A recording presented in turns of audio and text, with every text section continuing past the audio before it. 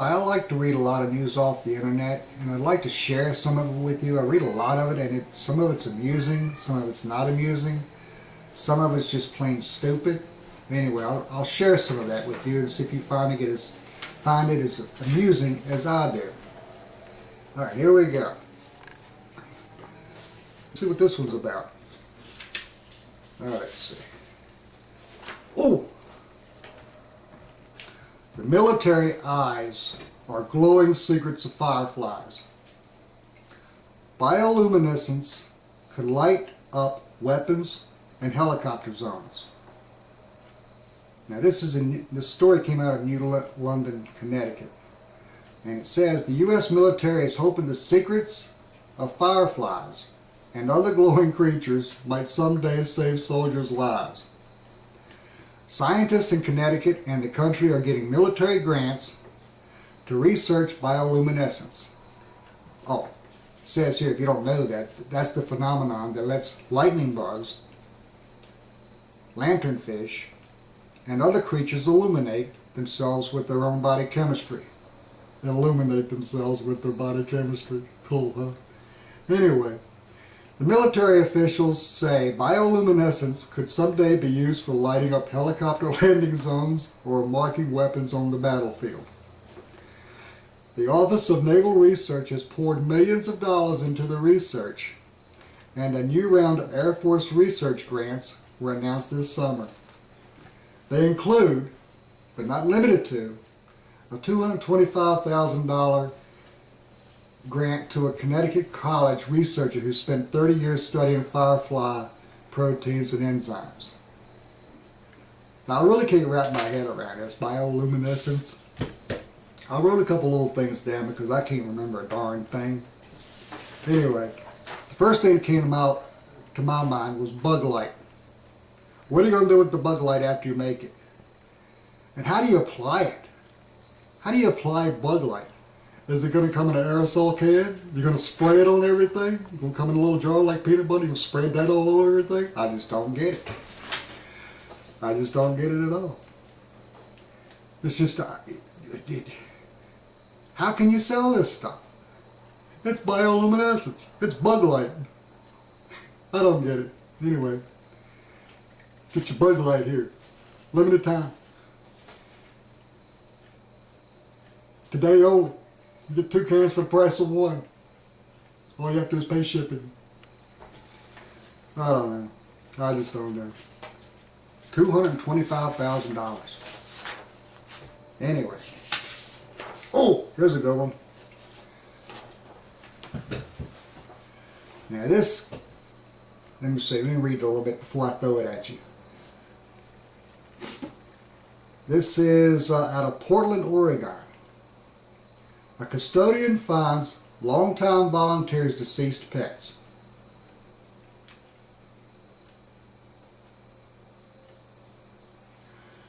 School officials say a custodian cleaning up a trailer at an Oregon school found 17 dead pets in a freezer. Where else are you going to keep them? Oh, including 6 cats. They forgot the cats.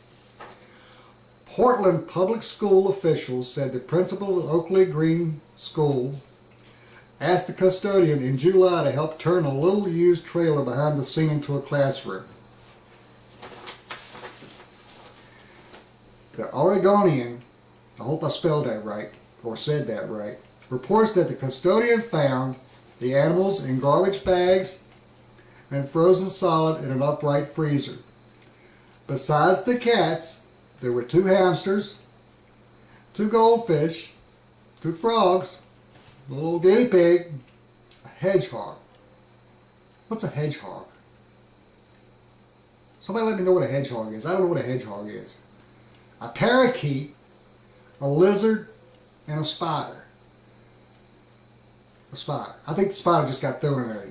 Got caught in the mess. A longtime volunteer said the animals were pets that had died of natural causes, but it was too painful to part with them, so she put them in the freezer. I guess she's going to have them later. I don't know. The volunteer was relieved from further duties. Police said she wasn't cited because the animals had not been abused. How do they know they weren't being abused? They were found dead in the freezer. They were in bags. They didn't do autopsies on them, did they? I guess there goes the free lunch program. I don't know. You tell me. I don't know. Oh, here's an oldie but a goodie. Now this comes out of, where's this coming out of? Casper, Wyoming. Oh, you're going to love this one. Police in Wyoming arrested a 67-year-old man for driving under the influence twice in the same night. I'm not going to tell you the guy's name. Probably enough trouble as it is. Well, maybe not. I don't know. Anyway, police say Mr. Such and Such posted bail on the first arrest Sunday night. Okay, so he posted bail Sunday night and was picked up again about 3 hours later after he drove away from the county jail in Casper.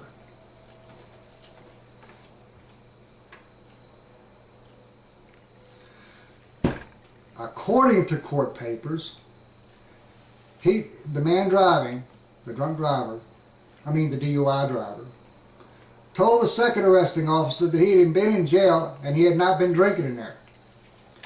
Probably because they wouldn't serve him. He'd already had too much to drink.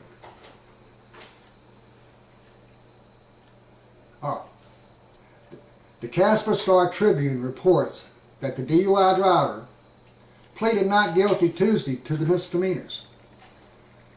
Alright, explain something to me.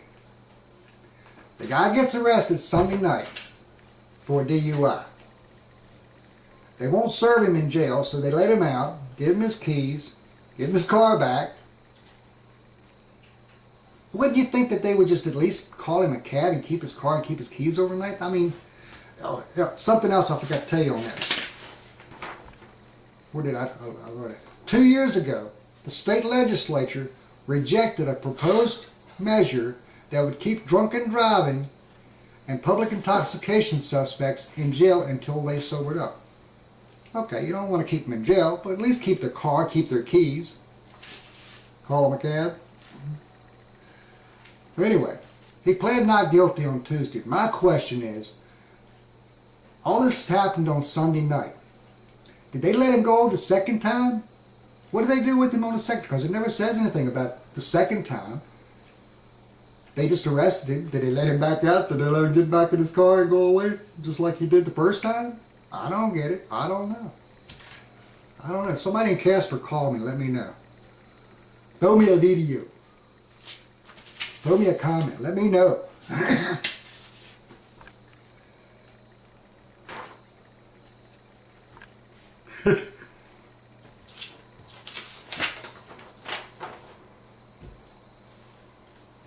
I know that the country is in a turmoil here, and things are happening all over the place. But some things to me they just don't rub me right. I just don't get it. I'm confused. Of course, I stay confused a lot, but it's just I read more and I get more confused about the state that we're in. Well, anyway, here we go. We're down in Orlando, Florida. You know what they did in Orlando, Florida? The authorities blew up a stuffed pony, determined to be a suspicious device, after it was found outside a Central Florida school. Sir, step away from the stuffed pony. It could be dangerous to you. Step away, sir, please, please. Don't make me arrest you. Stay away from the pony, please. The Orange County Sheriff's Office reported that the toy was found near the Waterbridge Elementary School Tuesday morning. I can't just stop giggling about this. I mean, I know that, the country's nuts and we're blowing up stuffed animals. No one was allowed in or out of the building while the bomb disposal experts destroyed the stuffed animal. It was ultimately deemed non-threatening.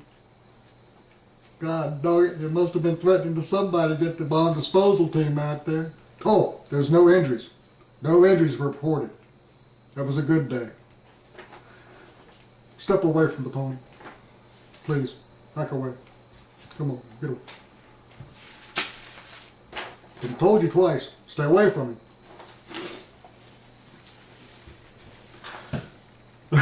This is good. You're gonna like this one. Now this comes out of Reynoldsburg, Ohio.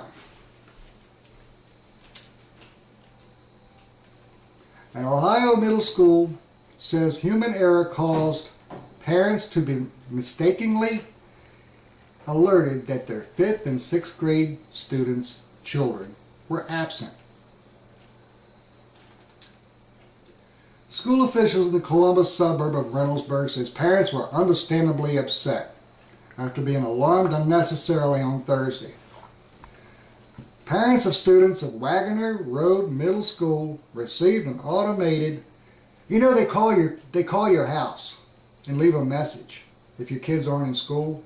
It goes automatically. They do that. And you get home after the fact and then you pick up the message and you say, oh shit, you know, kid wasn't in school today. Anyway, getting off the subject. Or maybe not getting off the subject, but I'm steering away what I was talking about. Excuse me. Anyway, the school's phone lines became overwhelmed with calls after the automated thing called the houses and told everybody that the kids weren't in school. And some frantic parents showed up at school. Yeah. The mistake occurred while a staff member was being trained how to use the alert system. The calls reached families of 82 out of the 500 students that go to school there. She says the parents were then sent calls telling them to disregard the earlier message.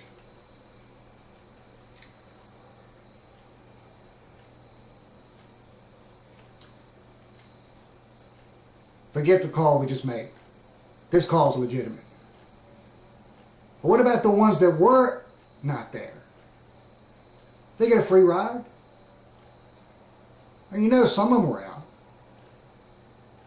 So they really goofed up, didn't they? Me as a parent, I can understand. I was a very strict parent. Kind of. Sometimes. Most of the time. Anyway. I can just see me reacting to this now.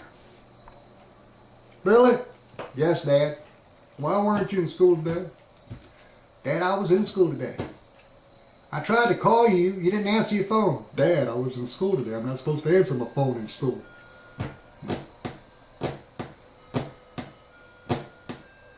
Well, you give them all kind of hell. You're jumping up and all down. Sometimes they might get a little whooping. And then after all that, you send a kid to this room and stuff. And then you get the phone call. Hi, Mr. Wilson. Yeah. Disregard the call that we gave you first. Your son was in school today. Oh. That's pretty cool. I guess. And they hang up. But you can't talk to them. It's automated. So what do? You know, beat the crap out of your kid. Or whatever. Send him to his room. If he's still kicking. And then you get this call that says, oops, I was an idiot. So all you can do now is holler into little old Billy and say, Billy, want to go out for pizza? That's all you can do. What else you gonna do? Anyway, that just about wraps up everything I got to say for one night. I hope I gave you a little amusement tonight. If I did, good. If I didn't, I'm sorry. I really am. I truly am. But at least I got to talk about it. Thank y'all. Can I get an amen?